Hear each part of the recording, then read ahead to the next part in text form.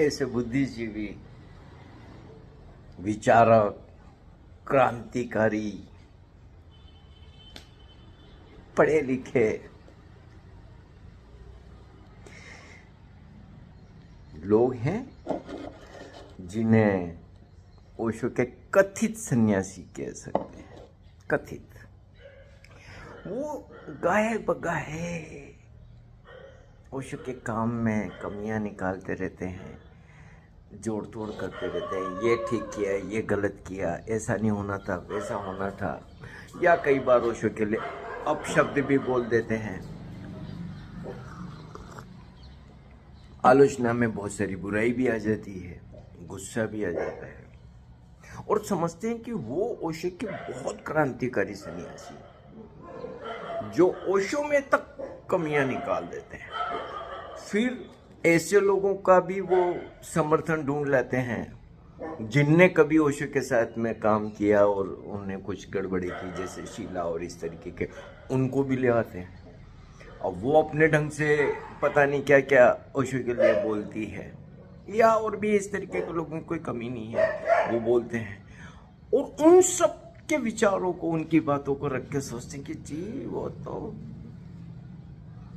ऐसे हैं। अरे भाई, अगर ऐसे ही बुद्धिजीवी हो और इतनी ही समझ है ओशो की, अध्यात्म की और दुनिया की, तो फिर ओशो का शिष्य बनने की जरूरत क्या है? अपने दम पे कर लेते जो भी। अब भी कर लो। बार बार तो तुम्हें ओशो का नाम लेना पड़ता है, ओशो के कंधे पे तो तुम्हें बैठना पड़ता है।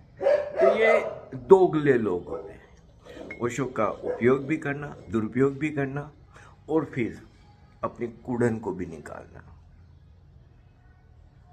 इसी तरीके से ओशो के काम में अगर कोई विरोध करता है, और उसका विरोध का चाहे ढंग बहुत ही ऐसा होता है जिसे आपत्तिजनक कह सकते हैं, जिसे को ये कहा जा सकता है कि ये ओशो के मूल संदेश के ठीक विपरीत है, लेकिन उसका भी समर्थन क्यों? क्योंकि वो कहते हैं ना कि दुश्मन का दुश्मन आपका दोस्त।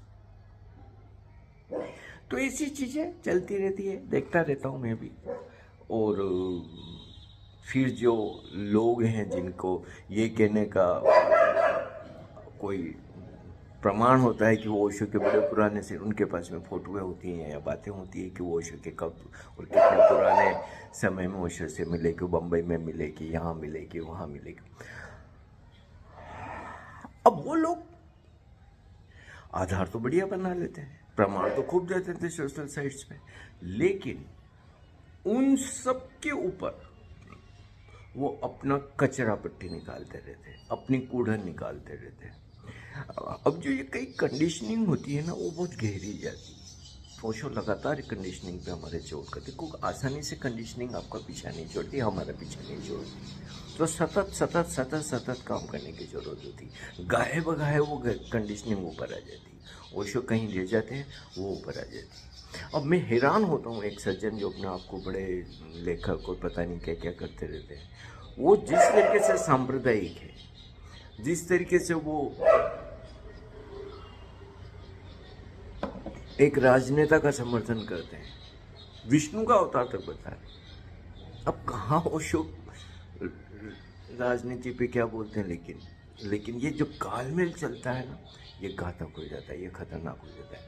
एक तरफ ओशो की बातें, ओशो के प्रमाण, ओशो के साथ रहने के सब सारे आधार, और फिर अपना कचरा। ये लोग घातक है। घातक इसलिए हैं कि ये ओशो के बहाने अपना जहर, अपनी जो अंदर कंडीशनिंग भरी है, उसको फैला रहे हैं। ऐसे फैलाए से दुनिया में बहुत लोग बहुत कुछ करते रहते हैं, क्या दिक्कत है? लेकिन ये ओशो के नाम से, जो ओशो के विजन को दूषित करना होता है ना, वो ये लोग करते हैं। जब ओशो कहते हैं ना कि मेरे संदेश को 24 कैरेट शुद्ध रखना, तो कैरेट शुद्ध रखने का मतलब ये होता है कि जब हम ओशो की बात करें, जब हम ओशो के बारे में किसी तरीके से अपना परिचय दें, तो हमें इतना ध्यान रखें कि हमारे किसी भी कृत्य में ओशो के मूल संदेश में किसी तरीके की मिलावट ना हो। लेकिन ये लोग कर रहे हैं, बुरी तरीके से कर रहे हैं, और ये जहर बना रहे हैं। फिर जो इन लोगों को पढ़ते हैं या इन लोगों के बारे में सुनते हैं या इनका लिखा पढ़ते हैं तो उनको लगता है कि ओशो भी ऐसे ही रहे होंगे, कि किसी राजनीतिक पार्टी के वो समर्थक रहे होंगे या किसी कट्टर सांप्रदायिकता के वो समर्थन करते रहे होंगे। ओशो तो इस तरीके की बातों में ज़रा भी विश्वास नहीं रखते ना। लेकिन ये सब चीज़ें होने लगती है। फिर क्या होता है कि जो ये बड़े क्रांतिकारी बनते हैं ना, इन क्रांतिकारियों की स्थिति ये है कि ये जिस कुल में पैदा हुए, जिस परिवार में पैदा हुए, जिनको इनके बाप दादा कुछ धार्मिक या जैसे भी कुछ मानते रहे, उनके विरोध में कभी कुछ नहीं बोलते। उसके बारे में उनका कहने में कोई क्रांति नजर नहीं आती। फिर ये विचारक नहीं बनते। फिर उसके बारे में ये नहीं कहते कि इसमें ये कमी रहेगी, ये कमी, क्योंकि उनके पास में तो कमियां बताने के लिए समय है। उनको तो सैकड़ों या हजारों साल हो गए, तो उनमें तो बताया जा सकता है इनके ये कहने से फायदा हो, लेकिन ये कहने से ये फायदा नहीं हो। लेकिन उस बारे में एक शब्द नहीं बोलेंगे। उस बारे में तो कोई बोल के देख ले तो फिर इनको बहुत गुस्सा आ जाएगा, फिर इनको बहुत तकलीफ हो जाएगी। लेकिन ओशो के बारे में सब इनको बोलने का हक है। और बड़े बुद्धिजीवी भी बनते कि देखो जी, हम तो ओशो तक में कमियां निकाल देते। तो इस तरीके के लोग जो सोशल साइट्स पे या कहीं ये शिविरों के नाम पे और संचालन के नाम पे और आश्रम खोल के उनके नाम पे ये जो ओशो संदेश में मिलावट कर रहे हैं, ये जो अपना कचरा और गंदगी डाल रहे हैं, ये घातक लोग हैं। इनसे बेहद सावधान रहने की जरूरत है, क्योंकि ये जो भी बोल रहे, जो भी कर रहे हैं, इसमें इनका अपना जहर है। ओशो का कोई लेना देना नहीं। अगर ओशो के संदेश की थोड़ी भी समझ होती तो कम से कम ये मिलावट वो नहीं करते, ये गंदगी वो नहीं करते। ओशो की मूल देशनाओं के खिलाफ वो इस तरीके से बोलते और लिखते हैं। ये कर रहे हैं मतलब इनको ओशो की रत्ती भर समझ नहीं है। हाँ, इधर उधर से कुछ लेके कुछ चीज़ों से प्रभावित हुए होंगे और लटक गए होंगे ओशो के, वो एक अलग बात है। लेकिन ओशो का संन्यास लिया हो, जिस क्रांतिकारी या रिबेल की ओशो बात करते हैं वो बात हुई हो, तो बात पूरी अलग होती है। और जो ओशो का रिबेल है, जिसे ओशो माय पीपुल कहते हैं, वो ये सब नहीं करेगा। ये सब शोषण के धंधे नहीं करेगा। ये दूसरे लोगों को गिल्ट देने के काम नहीं करेगा। दूसरे लोगों के जीवन को प्रदूषित करने का काम नहीं करेगा, कर ही नहीं सकता। और ये सब जो करने वाले लोग या जो करते हैं, ये घातक लोग हैं। ये चाहे कितने ओशो के पुराने सन्यासी होने की बात करे, चाहे ये ओशो के कितने ही साथ रहने की बातें करे और कितने ही ये दावे करे, लेकिन इन लोगों से बेहद सावधान रहने की। जब ओशो कहते हैं पंडित पुरोहित और राजनेता मानव आत्मा के शोषक, मैं कहूँगा कि ये जो ओशो के खतरनाक सन्यासी बनते हैं, कथित सन्यासी, जो अपने को बड़ा पुराना और पता नहीं क्या क्या कहते हैं, ये बेहद बड़े शोषक हैं। और ये मैं आप इस बात को आधार बना के चलिएगा कि इस तरीके के काम करने वाले ज़्यादातर लोगों ने दाढ़ियाँ बढ़ाई और बाल बढ़ाए हुए, सब पोंगा पंडित ही।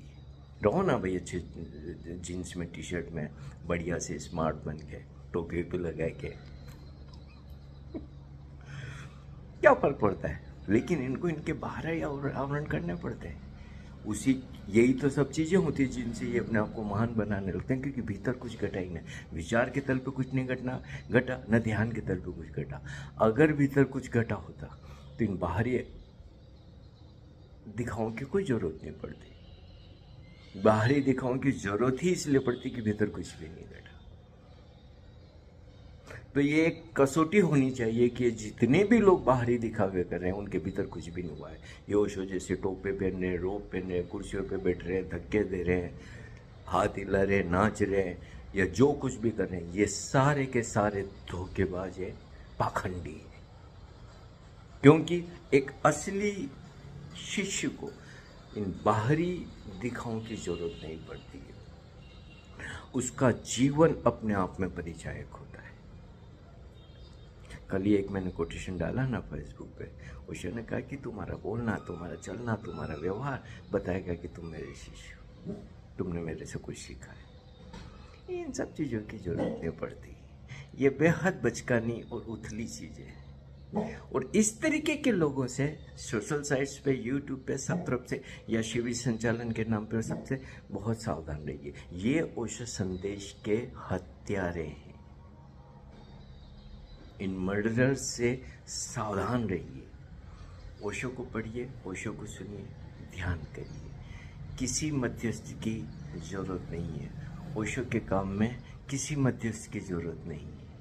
वो ऑडियो वीडियो में हज़ारों साल तक ओशो अपने प्यासों को, साधकों को एड्रेस करते रहेंगे, वो काफ़ी है। जब वो कहते हैं कि मुझे उपलब्ध कराओ, तो हमारा काम इतना सा है कि उनके ऑडियो वीडियो बुक्स लोगों तक पहुंच जाए, बस। फिर ओशो अपना काम कर लेंगे। और जो ओशो काम कर सकते हैं, हम नहीं कर सकते, हमें करने की ज़रूरत भी नहीं, उसके बीच में आने की कोई ज़रूरत नहीं। फिर ओशो सीधा संवाद कर लेंगे एक साधक से, एक प्यासे से, एक इंसान से, एक मनुष्य से, एक रिबेल से, जिसे वो फिर कह सकते हैं कि माय पीपल। इन बिचौलियों से, इन नोटंकीबाजों से, इन कथित सन्यासियों से, इन दो कौड़ी के फूहड़ बुद्धिजीवियों से बेहद सावधान रहने की ज़रूरत है।